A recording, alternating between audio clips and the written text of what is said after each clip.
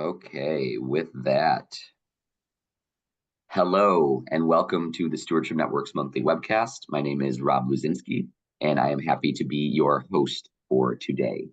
So, first, I'd like to tell you a little bit about the Stewardship Network. So, we are a 501c3 nonprofit organization with an award winning 20-year history. We are now serving 20 plus place based TSN member communities across the Great Lakes with emerging presences around the country.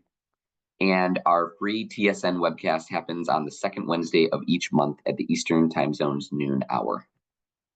So, our mission is to connect, equip, and mobilize people and organizations to care for land and water in their communities. So, I'd like to tell you a little bit more about that mission. So, we connect the specialized knowledge we've collected from and for TSN member communities, and we share it as widely as possible. We remove hurdles for TSN member communities so they can pour thousands of annual work hours into their ecosystems. And we mobilize through TSN member communities. We make collaborative ecological stewardship accessible to all. So now I'd like to share a few examples of all of those things with you. So first of all, connect. One of our favorite things to do in terms of the way that we connect people is our annual conference. So that is coming up here in January, and I'd like to give you an overview of the conference and some things about what you might expect there. So first of all, the overview. It is January 23rd and 24th of 2025. So 23, 24, 25, as Lisa Brush had mentioned to me the other day. And it is in person. We're so excited to be back in person after a successful in-person conference last year. And we hope that you will join us at the Kellogg Center in East Lansing, Michigan, which is where we've hosted the conference for many years. And it's a wonderful place to gather. And we are hoping to learn, connect, and replenish with one another, sharing our knowledge and resources and ideas with each other, learning a lot of great things from experts and volunteers and all kinds of things. So it's a really wonderful time, one of my favorite things that I do with the Stewardship Network. And so I hope that you will join us. Now, for a little bit more information, we would love to invite you to explore the new website. We've been working really hard on it and it is now fully fleshed out. So you can go check it out at stewardshipnetwork.org/conference. The full agenda is now online, so that is really exciting. You can look at all of the different presentations we have to offer. You can start planning out which ones you're hoping to attend, talking to your friends, seeing which ones they might like to attend. It's really exciting to see all of the great offerings that we have this year. We have over 80 excellent speakers, from seasoned leaders to emerging voices. So we do our best to try to, share a wide variety of perspectives at the conference. And early bird pricing ends on November 30th. So we encourage you to register as soon as possible so you can take advantage of those discounted rates. Now, in terms of Equip, I would like to tell you about a little trip that Lisa Brush, our executive director, and I went on last week. So when starting a new member community, or thinking about starting a new member community, we do a thing called Exploring the Possibilities workshops. And we were invited by folks from the Cincinnati Nature Center to go down to Ohio and host an Exploring the Possibilities workshop with all kinds of different partner organizations and volunteers and landowners and such in the greater Cincinnati area. Sessions like this are an important step on the road to potentially forming a brand new TSN member community. And I will tell you that the enthusiasm in the room was excellent. Everybody was so excited to share all of their different ideas about what this collaborative could be, what are the different projects we could work on, all kinds of wonderful things. And we already had some folks stepping up into, offering to fulfill leadership positions within the potential new group as well. And so we are doing follow-up meetings with that group over the next couple of weeks, but we are so grateful, such a wonderful time. And we did also get some Skyline chili. Lisa is from the Cincinnati area, and so we could not go home without getting some Skyline chili. So that was great. So last week was a lot, regardless of where you're at on the political spectrum. It's been a stressful time for all of us. And so we brought a few hundred pairs of TSN gloves along with us just as a little thank you gift. And it felt really good to gather with people and to talk about stewardship and the ways that we can work together to take care of the land and water in our local communities. It was very inspiring. And it felt like just a really wonderful way to spend our time last week. So I'd like to show you one of our glove recipients from Cincinnati. So that was a wonderful time. And thank you again to the Cincinnati Nature Center, all of their staff, and to everybody that attended. It was truly a wonderful experience. So lastly, I'd like to talk about mobilizing people and organizations to care for land and water in their communities, because we have a big thing coming up. So the Stewardship Network's 20th anniversary party is coming up this weekend, and you can visit stewardshipnetwork.org/11-16-24 for more information, and you can find that on the homepage of our website as well.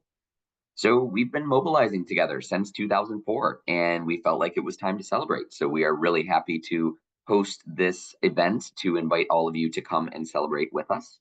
So on Saturday, November 16th from 4 p.m. to 6 p.m., we will be at the Leslie Science and Nature Center in Ann Arbor, Michigan. So please spread the invite far and wide, and we would love for you to come and join us. Please do RSVP at the website so we know that you'll be there. That helps us with attendance numbers and just estimating how many chairs we need and all that kind of stuff. But really, really excited about it. Should be a wonderful time, and we hope that you'll all come together to celebrate this big milestone with us. And with that, I would like to introduce our presenter today. So Asia Dowtin from Michigan State University. And the presentation today is Empowering Communities for Effective Urban Forest Stewardship. So with that, I would like to pass it off to Asia, please. Thank you so much, Rob. And I'm just going to take a quick second to pull up my slides. Sounds great.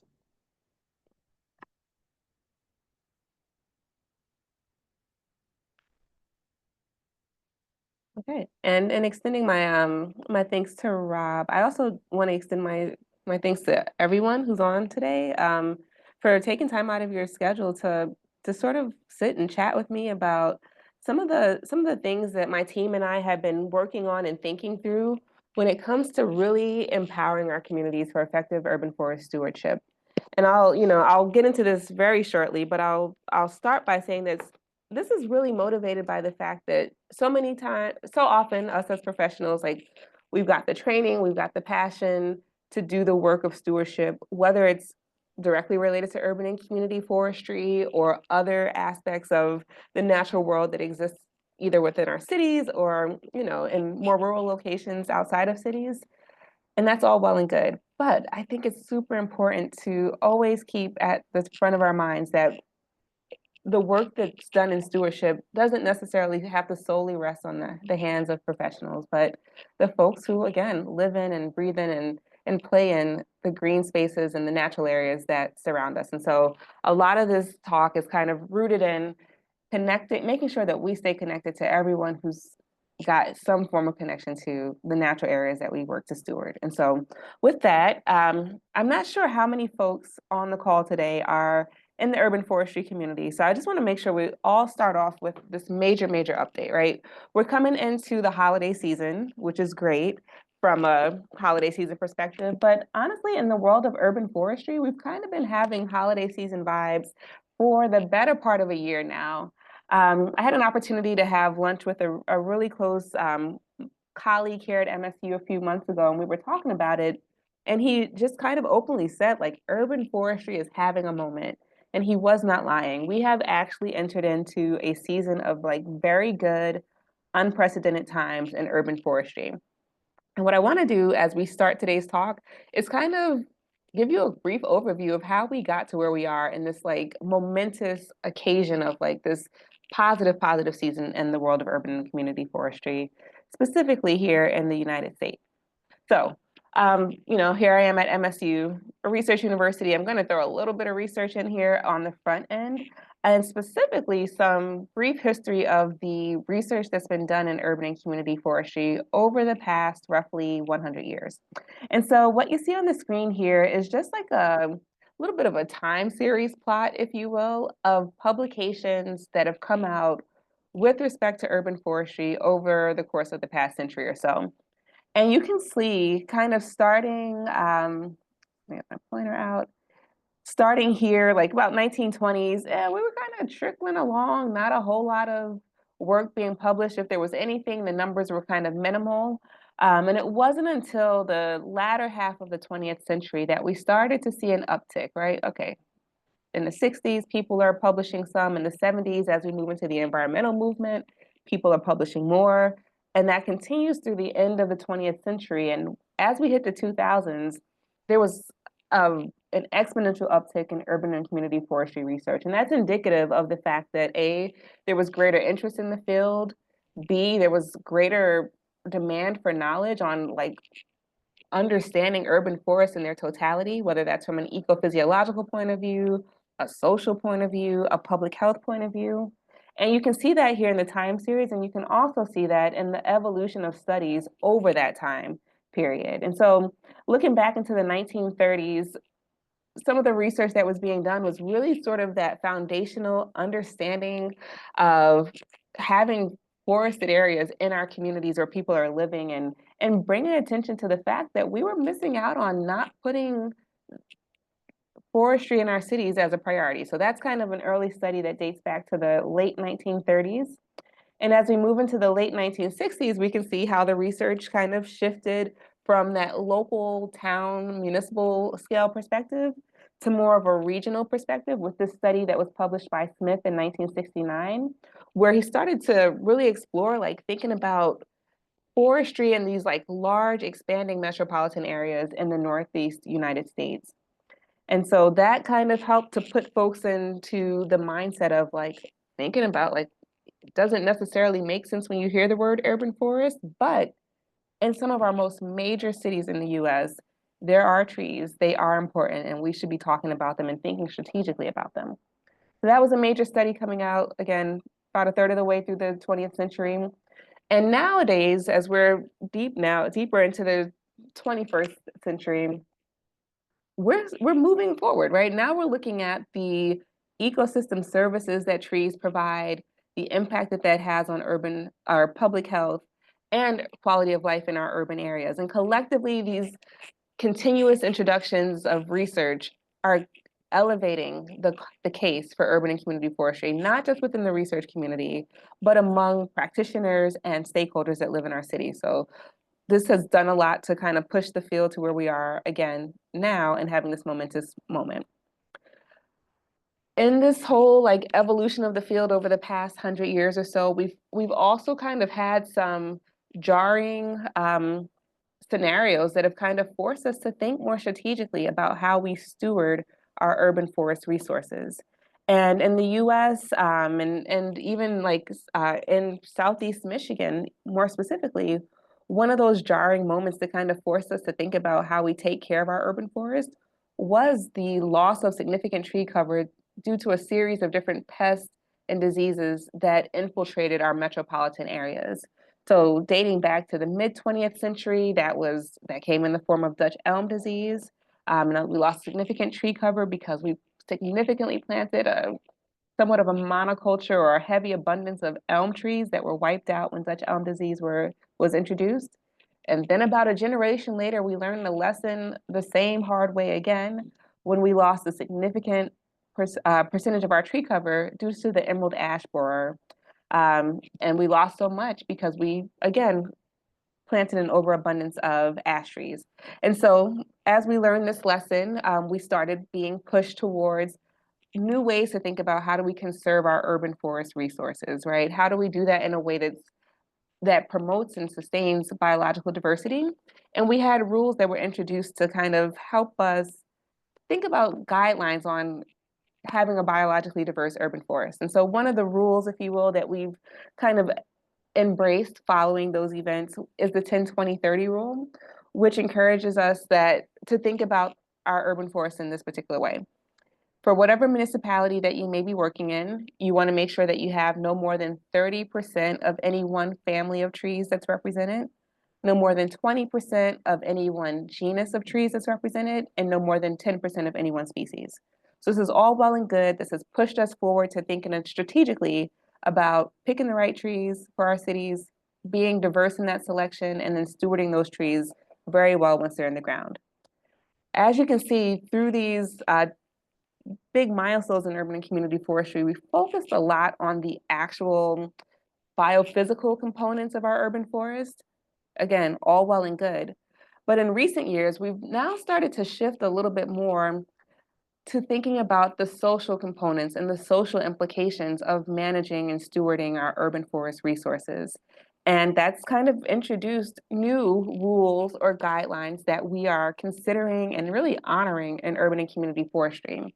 And one of those really new rules that's actually kind of taking on a lot of steam here recently is the 330-300 rule.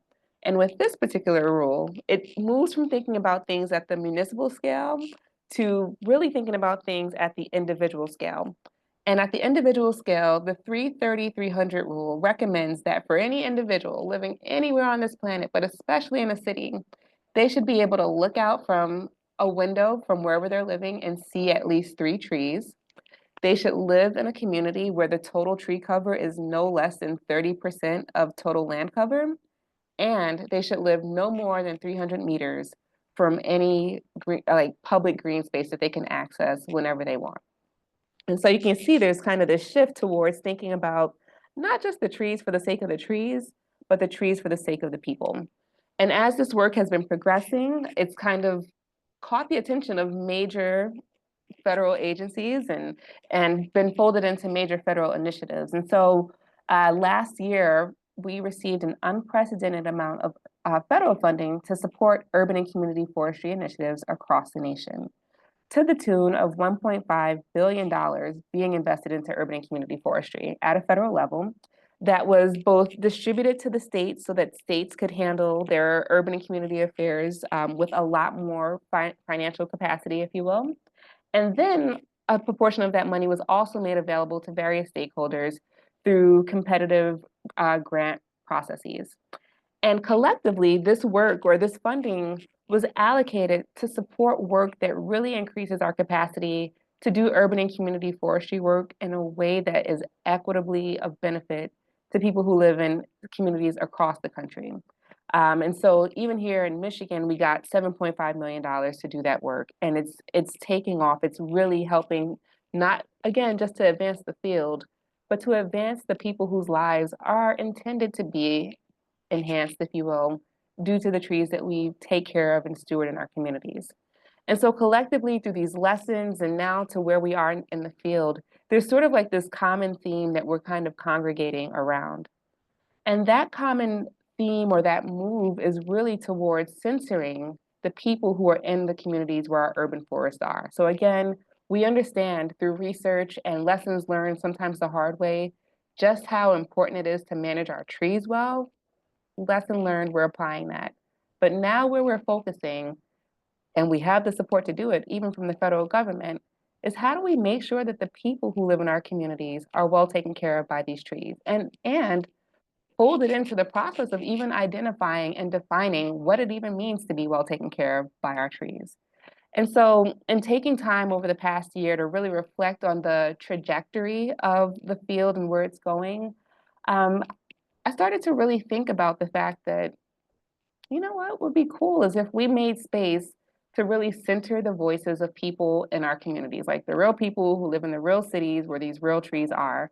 And so for the next maybe 20 or so minutes of our time together, I want to focus on some of the voices of the people in our communities because what I learned and kind of thinking through this and then talking with folks is, again, we as practitioners in the field and maybe even enthusiasts in the field, we come with our passions, we come with our training, we come with our multiple years of experience. And a lot of times we show up as experts, and that's great. That's what we're supposed to do.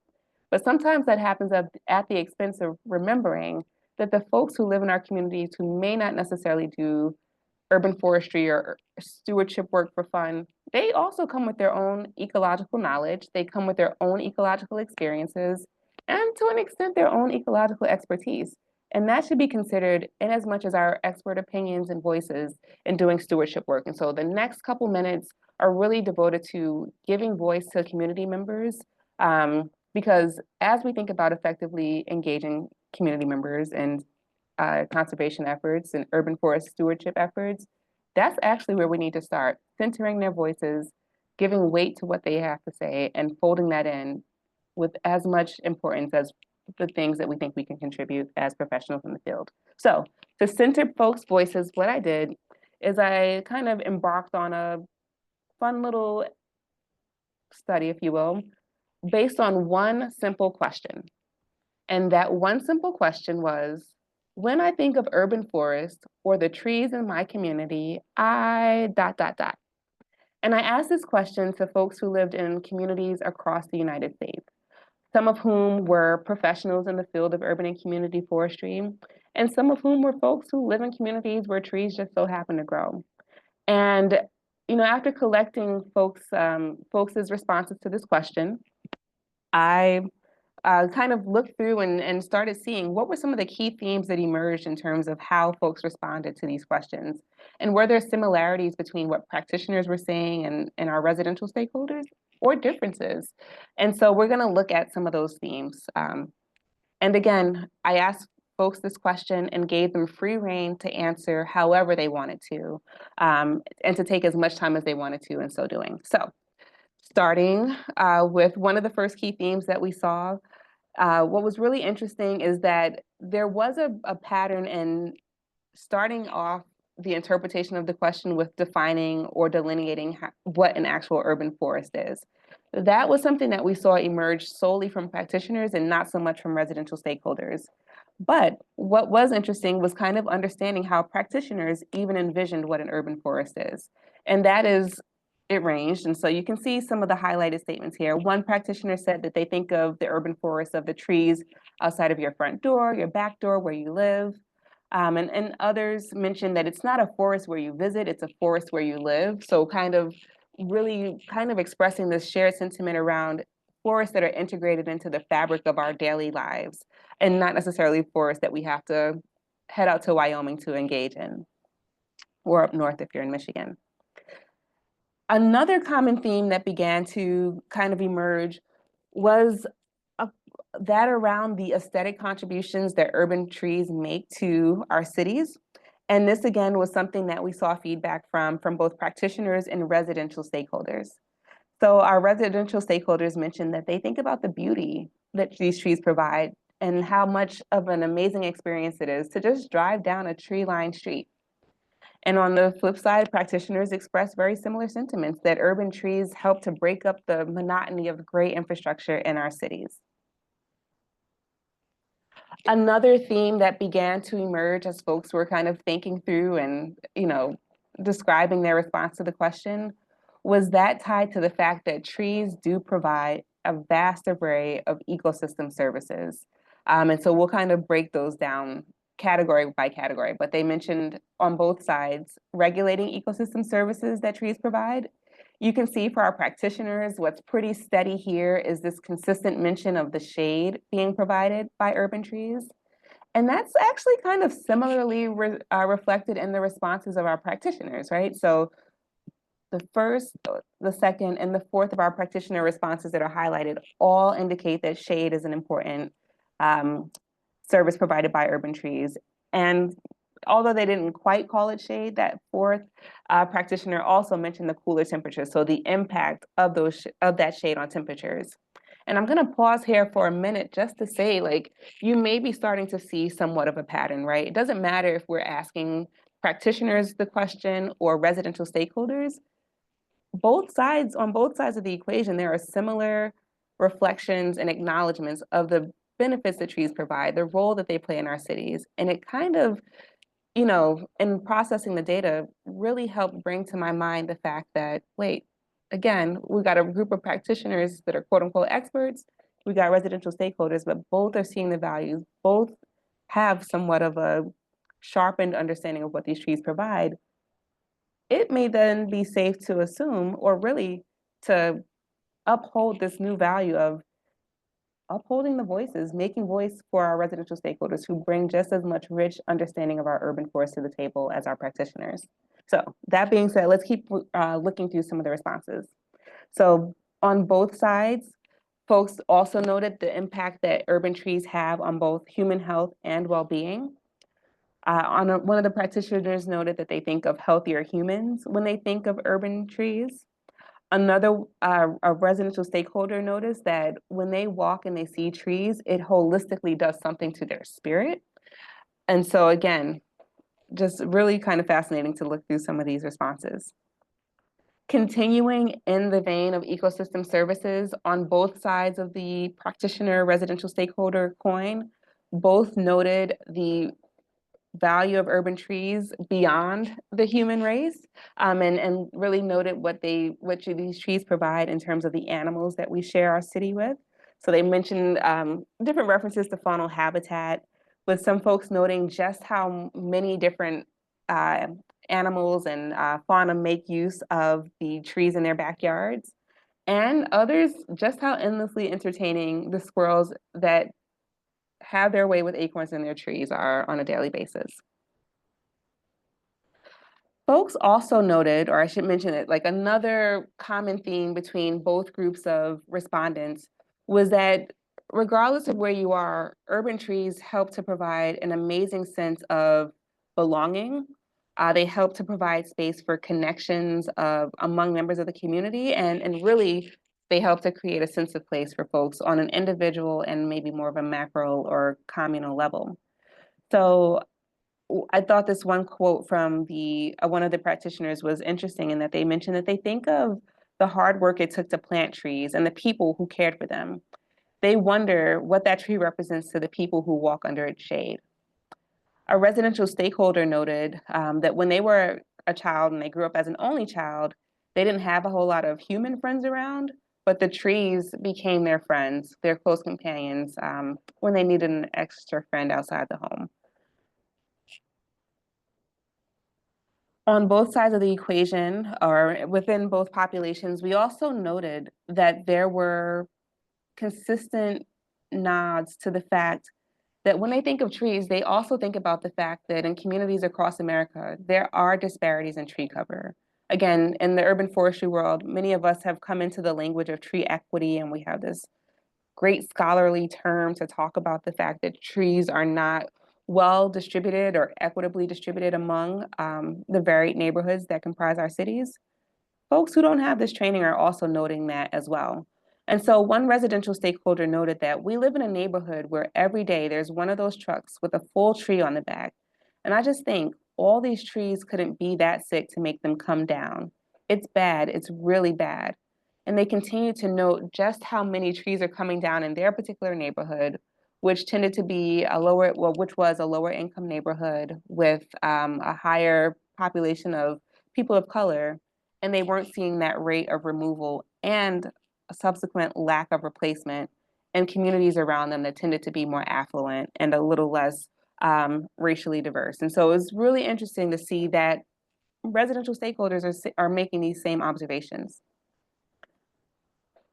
Now, one area where the balance was kind of a little bit more, or I should say the voices of the residential stakeholders were far more prominent than that of the practitioners, was in noting that in as much as trees provide all these great things, they also can be problematic. And many stakeholders talked about the issues that come from trees.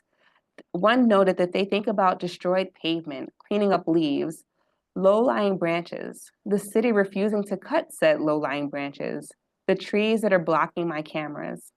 This particular quote came from a residential stakeholder that had significant tree loss in their community following a natural disaster, a tropical storm, and a lack of proactive activity from their municipal government to remove those trees, and then a lack of engagement and conversation around replacement of trees. And they came home one day, there was a new tree on the tree lawn in front of their home. And the fact that they weren't consulted about that tree introduced a new level of distrust for the government and a desire from that particular respondent to disengage from any form of urban forest stewardship. And so, again, it's interesting how the role that we play as professionals can impact the way that folks engage with or want to engage with their urban forests, and how that kind of shows up in some of these quotes here. And we've got just a few more. I'll wrap this up pretty quickly.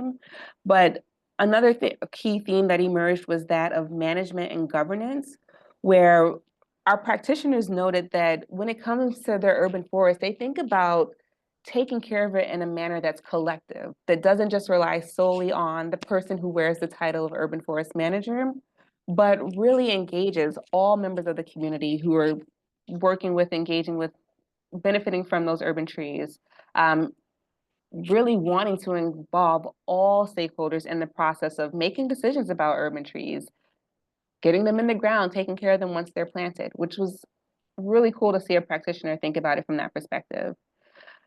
So one thing that's cool to note here is that the practitioner, in thinking about management and government or governance of the urban trees, thought about it as an us collective, whereas the residential stakeholders actually did not do the same. They actually thought about it as they, the infamous they who makes all the decisions about the trees. So it was almost as if residential stakeholders saw themselves as outside of the decision-making process for whatever reason. It may be, like we just talked about in that previous example, that they actually were outside of the decision-making process. And for others, they may be in communities where there aren't centralized governance activities around urban forest decision-making processes. And so there may not be a whole lot of work to connect with community members, and that can create that us versus them mentality. And then I thought one thing that was actually really interesting is that though they may not be foresters or even conservation stewards by title, a lot of the folks who were our residential respondents noted different things around the composition of their urban forest structure. Some noted that like key physical traits that differentiated one tree species from another. Others noted that like they had a particular tree species that was in their community, and they noted differences in the leaf structure, the foliar composition of those trees, the bark structure. And that was interesting. Again, not trained in forestry, but well enough trained through their daily engagement to note varying physical characteristics of the urban forest. And last but not least, one thing that was really interesting is that we have like one quote that's highlighted here, but others noted the same. There was an interest in learning more about urban forestry. Many wanted to know more about the types of trees to plant, how to take care of them. Some who weren't in favor of the trees being in their community because they didn't ask for them were also concerned about what do I got to do to get rid of this tree? But collectively, there was an interest in knowledge around how do these trees actually live? Can I pick a tree that's going to do really well in my community? And where can I access this level of information? And so, these are kind of a high level amalgamation of thoughts and reflections from our respondents. But collectively, what I and my team were starting to see and looking at this information is that what didn't necessarily matter if we were talking to professionals in the field, or let's just say professional residential stakeholders, folks who do a great job of just living in their communities. There were some key shared observations, some key shared perceptions and values of urban forests. Collectively, between the two groups, there were shared notes or shared observations around disparity in tree cover. There was a shared understanding of the fact that urban trees provide a sense of belonging.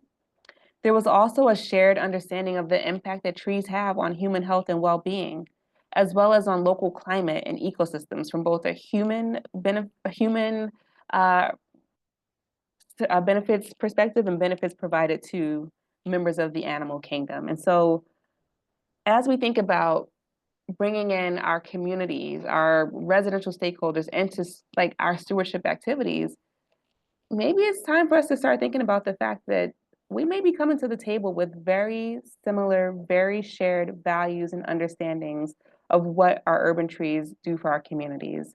And I think that that can help us to start from a place where we can value what they may share with us in the process, and not necessarily feel like we always have to teach, but can really start looking at our community members as co-collaborators in this urban forest stewardship process.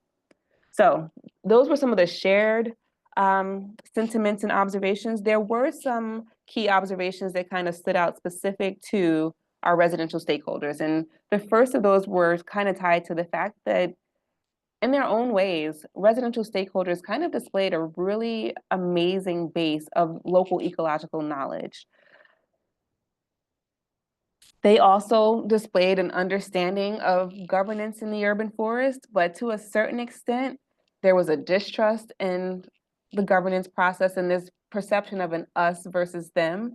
And so they felt detached from those who make connections or decisions around the urban forest. And then there was this shared sentiment among our residential stakeholders for a greater thirst for knowledge on multiple things related to urban forestry, whether it's tree selection or just having access to guidance materials that they can use as they think about how they might want to engage in their urban forest, even if that's just to say that they don't want to engage.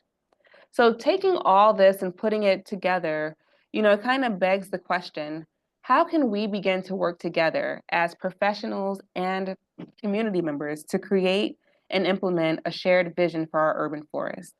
And some of the things that have kind of emerged in thinking through this data set from this soft survey, if you will, is a few steps that I think could be helpful in really beginning to partner with our community stakeholders towards these efforts. And so step number one for us as practitioners is to be the audience. We have to recognize that our residential stakeholders come to the table with expert knowledge, if you will. They come to the table with their own local ecological knowledge that should be just as valued as what we may have gained either through academic training or years of experience in our jobs or our volunteer activities. Similarly, just as much as this question created an opportunity for me to kind of make space as a researcher to hear people's voices, it's important for us as practitioners on a daily basis to make space for folks to share their voice on the urban forest, their concerns, their excitement around the urban forest, and really sometimes just for their stories to be told. Just knowing that there's a listening ear from a practitioner helps to kind of create that culture of trust that can be used to advance initiatives in the long term. Step two is we've got to really work together to begin to sustain a process. To know our audience, to really get to know who we are working with long term in our urban forest stewardship efforts. So this includes beginning to and sustaining a process of engagement with which we come and we engage with our residential stakeholders without preconceived notions or biases, but really, again, treating their voice, weighing their voice, valuing their voices as equally as we do our own. Doing so takes a lot of time. We have to build trust ultimately, and that doesn't happen overnight. So it's worth the while, if you will, to acknowledge that it takes time to build relationships with our stakeholders, and then to put in the time to do that is also invaluable. So investing our time and the resources needed to know our audience and or our collaborators, if you will, and then build with them. It's also important to, as we're getting to know our audience, getting to know our stakeholders, to also know all of the different pieces that fold into this network that's required to get good urban forestry work done. And so step three in the process is sort of working to create and sustain spaces and systems and networks for exchanging information and knowledge that we have about our urban forests, perceptions that we have, feedback that we have, visions that we have. And that takes into account not just the practitioners and not just the residential stakeholders, but everyone who has some role in shaping how we make decisions around our urban forest. So that may include large or small scale tree companies, utility companies, K through 12 educators, residential stakeholders, nonprofits, community advocacy groups, and many others, including decision makers. And so we have to kind of, again, be knowledgeable of who our different stakeholders are in our urban forestry worlds, and always be in a position to exchange information across those different community groups. And it sounds idealistic, but as we've worked to know our audience, make space for folks' voices to be heard, figure out ways that we can share information among our different groups, we then have to kind of make up our minds to work collectively to affect change, both within and across stakeholder groups. And so that's sort of the foundation of where we're thinking now in terms of working collectively to engage different audiences in urban and community forestry. And that's sort of that high level view that's informed by really just speaking to practitioners and stakeholders. for the remainder of my time here, and I'm going to do this in a way that I hope is efficient, I just want to share a couple of examples of what it looks like when you think about engaging different audiences, different groups in urban forestry work, and then actually practicing listening to them and working together to hear each other's voices, think about what a shared vision is, and then working together to actually achieve that shared vision. And these examples, two brief examples that I'll just walk through, come from my research group at Michigan State University and some of the extension activities that we've done as a part of my lab and in collaboration with some colleagues across the university campus and beyond the university campus. So the first example that I want to talk about is a workforce development program that we started. And the goal here was really to engage one particular audience, right? Like the tree care workforce, as best as we could, and really trying to figure out who that workforce is, and how we could train folks up to engage as members of that workforce in a way that is really enticing up front and really sustainable for them on a personal, professional level in the long run. And so this particular activity or initiative engaged a couple of communities, including a colleague at MSU, Dr. Bert Craig, and the ISA, or the International Society of Arboriculture's Michigan chapter.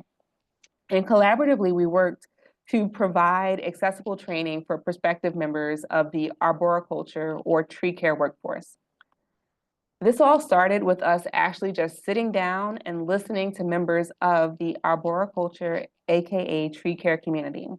And so about 5.5 years ago, we just had an open listening session, somewhat like a focus group, where we invited arborists from across the state of Michigan, provided some food, provided a comfortable accommodation to facilitate conversation around what are we facing in terms of challenges when it comes to the tree care workforce in Michigan? And how can we work towards solving those challenges? Like, what would a real solution look like? And what we learned from just listening were the myriad concerns that folks who were in the industry had. And I won't go through all of them, but some of them included acknowledgement of the fact that a lot of folks don't want to come into the field because they may perceive it to have low wages. It may also be a lack of like really good public awareness that this is even a potential career path. And folks may not necessarily recognize it as a viable profession.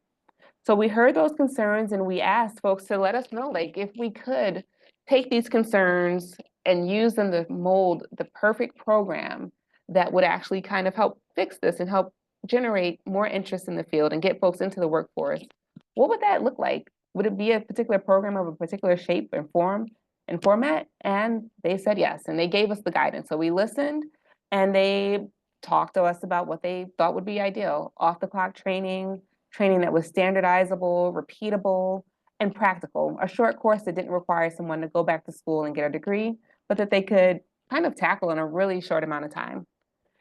And we took that and additional feedback from them to identify key different learning objectives that we would try to meet in a program. And we put together a core curriculum that would touch on basic groundwork and lessons around how do you remove a tree, what's the proper tools that you need, equipment, the safety precautions that you need to take. And that essentially led to the foundation of what became Tree Work 101.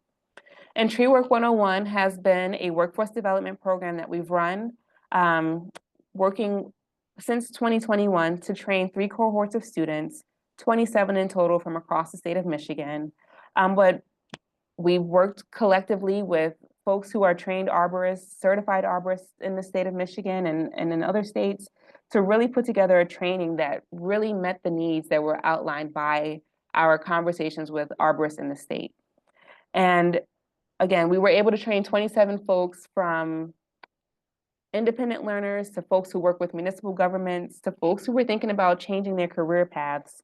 And we gave them the training that they needed to do tree work safely, to do it productively in a way that was a benefit to communities, a benefit to them as tree workers, and in a way that allowed them to enter and excel in the arboriculture world as they may have liked to independently. We had support from both MSU internal funding and Michigan Department of Natural Resources to do this work. And we listened on the front end, and the fruit of us listening I think is really kind of made clear in the benefits of the program. And so you can see here, these gray bars represent student across the board here. These are different learning outcomes, and I do apologize for the small font, but they range from completing a job site assessment to performing pruning cuts properly. And across the board, what I want to draw your attention to are the gray bars and the black bars. We surveyed our participants and asked them to tell us at the front end of the course how well they thought like their level of knowledge for each of these content areas. And then we surveyed them at the back end of the course to provide that same information. We asked them to rank that on a scale from 1 to 5, 1 indicating minimal knowledge, no to minimal knowledge, and 5 strong knowledge. And you can see across the board, doesn't matter what the learning outcome was, students, they learned. On average, there was a 64% increase in self-reported competency across these different areas. And it shows that we were able to put together a strong program, but we could not do it without first listening to the voices of the stakeholders who were really tied into this work. And ultimately, it allowed us to connect with a community of folks who want to be tied into this work, that want to do it for professional reasons or for environmental reasons, or really just kind of making sure that they have employment. And we credit these outcomes to, again, first starting by listening to the community that we were hoping to serve with this initiative. So how do we engage this community? This community, again, being the community of arborists in the state of Michigan. It started with a conversation. The conversation morphed into working together to shape a vision around what a good training program would look like. And then we continue to work together to build and implement and deliver that program for students that benefited from it in the long run. And collectively, the work that these students will now do will be a benefit to folks who live in the cities where they are now working as arborists. So another community that we've worked with in this urban forestry research group we've got here in MSU's Department of Forestry is that of the youth. And we've been working, right? We always talk about like stewardship. It's best if we can get them early, kind of get folks to buy into things early. And that could not be more true, right? And so thinking along those lines, colleagues of mine and I have worked together to work with a particular youth population, specifically high school students. And I've worked with colleagues that aren't just limited to the conservation community here, but instead that have branched into departments on campus that deal with the arts and the humanities, and colleagues who are K through 12 educators. And together, we put together the Green New Deal. And this is not a political program, I promise you, but Green New Deal starts for Detroit Ecological Arts Leaders. And for this particular initiative, we wanted to bring in the students and bring them into the urban forestry fold, kind of get them thinking about what urban trees mean to them, get them a little bit more knowledgeable about how urban trees function just on a pure tree by tree basis, and then collectively to provide an array of ecosystem services to those who live and work and play in cities. And so for this program, what we did was a very similar model to Tree Work 101.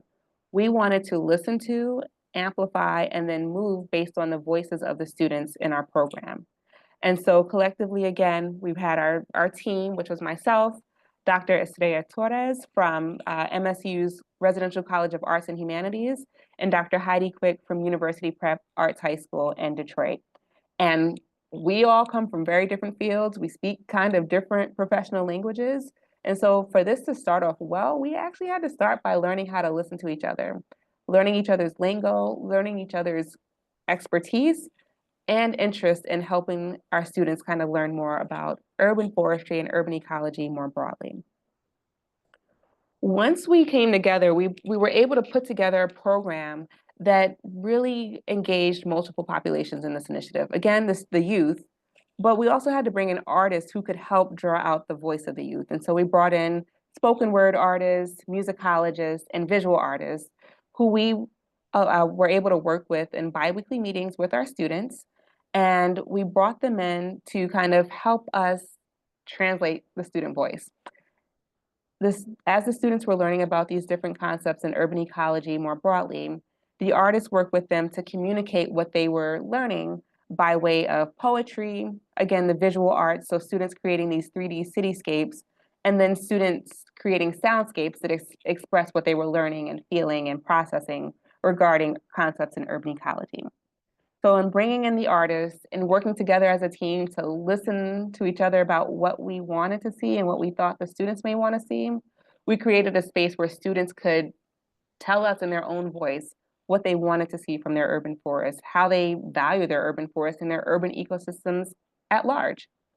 What was really cool about this was not just that we were able to work with local artists and that as educators we were able to work together, but that in giving the students a voice, they were actually empowered to take that and pay it forward and then give their peers a voice, or at least encourage their peers to have a voice. And they did that through taking a bold risk and traveling with us to Costa Rica, where we worked with youth at a high school there or a program in a high school there. And our students from our Detroit-based program, our Detroit-based Green New Deal program, then moved forward with taking those same lessons and teaching them to students at the high school in Detroit or in Costa Rica. They taught the students how to use different art forms to express what they felt about the natural environment and the communities that they live in. And those students then used artwork to express their concerns around a lack of stewardship in that community and a lack of their access to land due to expats moving in and taking it. And that's a whole nother conversation for a whole nother day. But the point is, we gave the students in Detroit a voice, and they used that to teach other students how to have a voice and how to use art to voice their concerns.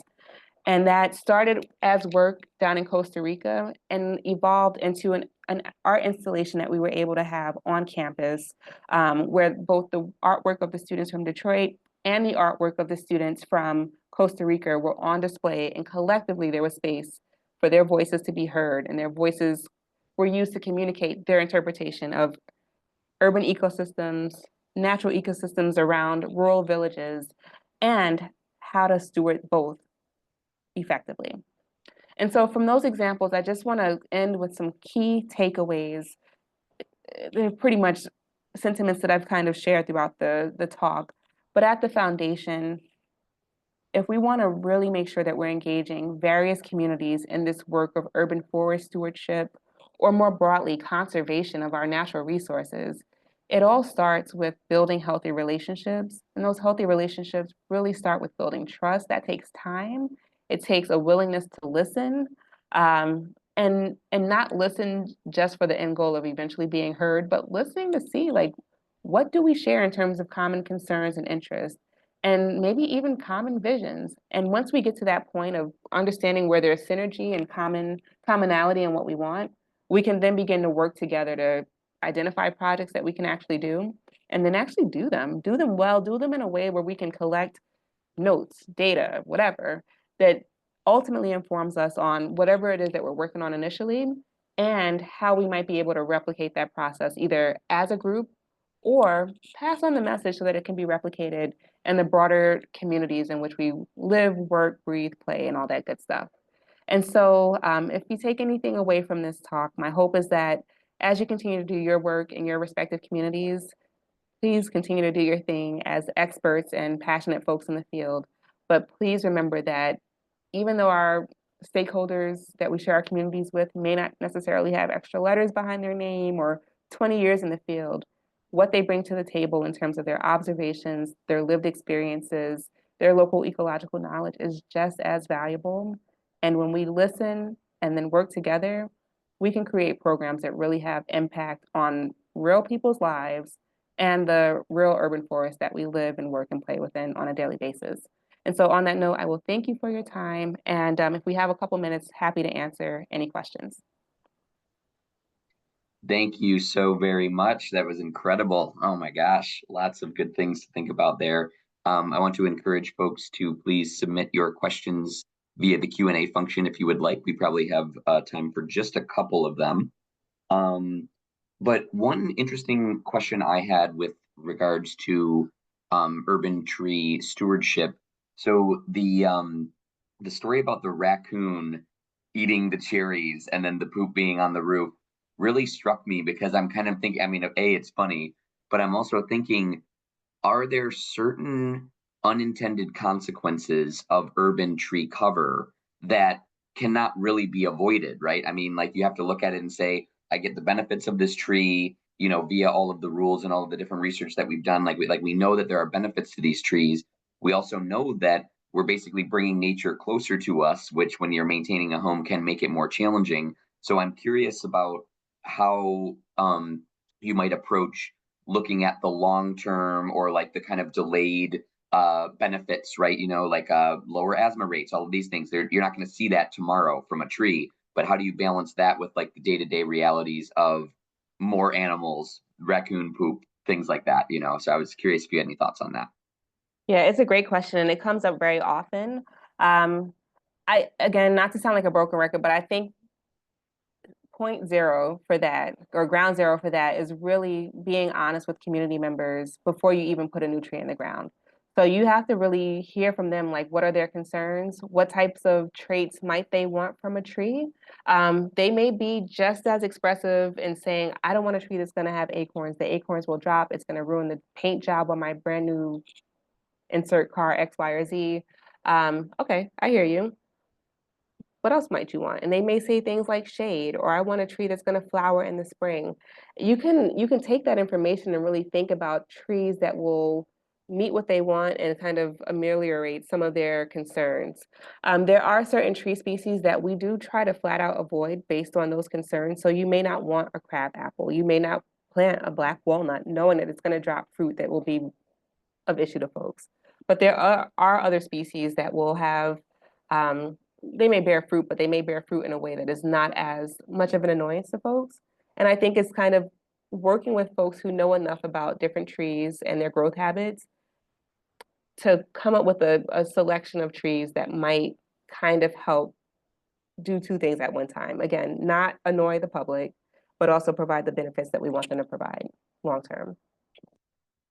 So the short of that is listen, figure out what people want, and then find trees that can help you kind of not tap too much into the things that they have concerns around. Absolutely. Yeah. So, I mean, listening to the community before making those decisions, making sure that the tree, yeah, that's excellent. And then not a question because but it was submitted via the Q&A.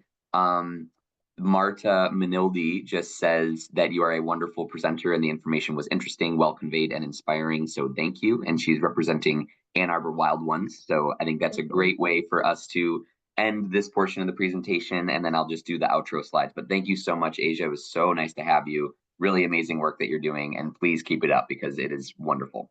Okay. So with that, I would like to just share a couple final slides with all of you.